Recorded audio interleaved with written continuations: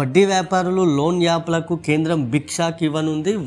వారి ఆగడాలకు చెక్ పెడుతూ కొత్త చట్టం తీసుకొచ్చేందుకు కేంద్రం కసరత్తు చేస్తుంది. నిబంధనలను అతిక్రమించి రుణాలిచ్చి బాధిత ప్రజలపై వేధింపులకు పాల్పడుతున్నటువంటి వడ్డీ వ్యాపారులు లోన్ యాప్ వేధింపులకు చెక్ పెట్టే దిశగా కేంద్రం ఈ కొత్త చట్టం తీసుకురానుంది.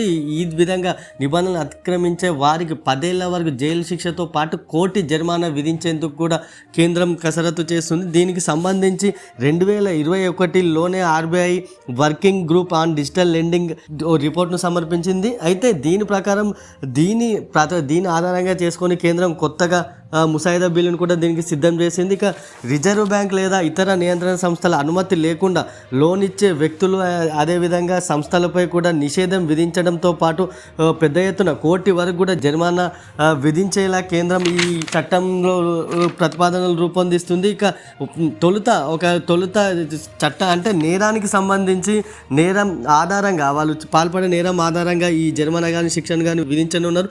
కనీసం 2 ఏళ్ల నుంచి మొదలు పెడితే 10 ఏళ్ల వరకు కూడా గరిష్టంగా 10 ఏళ్ల వరకు ఈ శిక్షను విధించనున్నారు.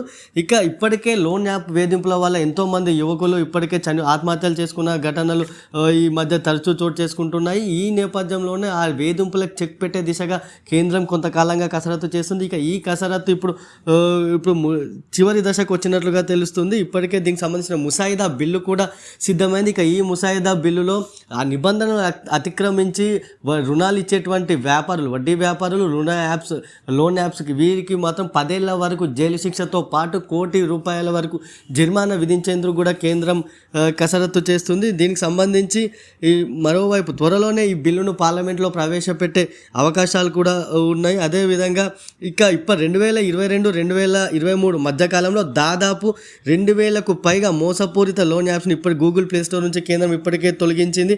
అయినా ఈ లోన్ యాప్ల వేధింపులు మాత్రం ఆగడం లేదు.